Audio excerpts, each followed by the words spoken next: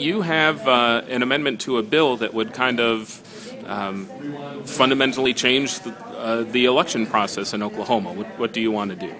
Well, what this bill would, or this amendment would do, is allow the public, the voters of Oklahoma, an opportunity to recall an elected official before the end of their term, of the term that they've been elected to expires.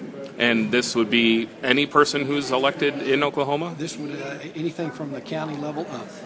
Cities are sometimes governed by their own set of rules and charters, and so it wouldn't deal yet with cities. I think each city should take that task on, but this would say any from a county elected official up. School boards?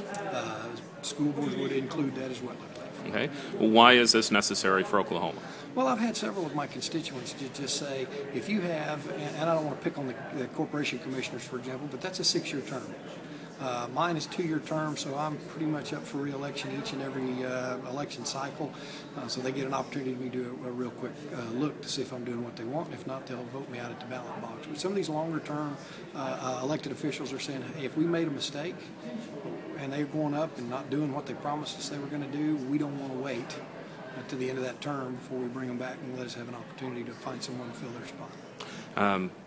I don't know if you've been following what's been going on in Wisconsin, but a huge monkey wrench has been thrown into things with, having recalls, having to have special elections, spending all the money not only by the candidates who are also then raising money hand over fist, but then, the state has, or the county or whomever has to put on these elections. Is that a concern? Oh, sure, that's always a concern anytime it costs the taxpayers of Oklahoma to do something. But I think if they're willing to go out and sign a petition to get the ballot initiative forward and put the ballot there, then they believe it's worth the expense. I mean, this isn't just something they just get to pull out. There's a process they have to go through.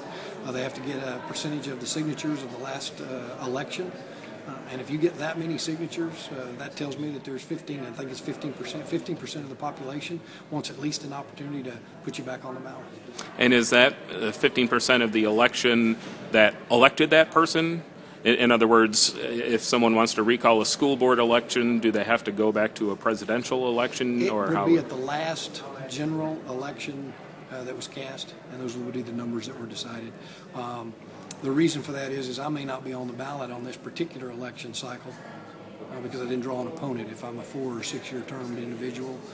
So that would give them, say, the last general election, that's the number we work from, whether I was on the ballot or not.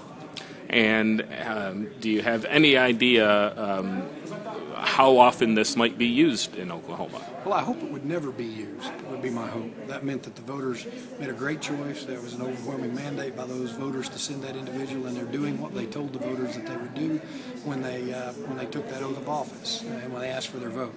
So my hope is it would never happen. But Oklahoma, I think, there's maybe roughly 18, 19 states that have a recall mechanism in place, and I just thought it might be an opportunity to at least let the voters decide if they want the recall petition or not. In Wisconsin, I believe you have to wait a year before you can institute a recall. Is there any provision so that we're not, and is there any provision once there's been a recall to not do another one so that we're not having recalls, starting in December after the November election?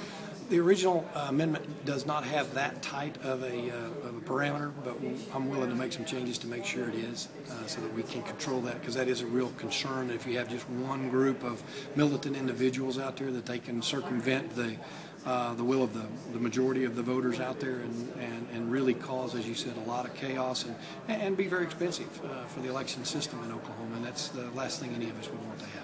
And I'm also thinking, I remember a couple of years when George Fought, for instance, originally got his seat. He won by 3 votes. Could he be recalled the next month as the losers try to change that election? Right, and that's what you would not want to happen, is just a continuing harassment. That, in my opinion, would be harassment and be a very expensive harassment. But my hope is that if you can't get 15% of the voters to sign on the petition, then the recall would never be effective.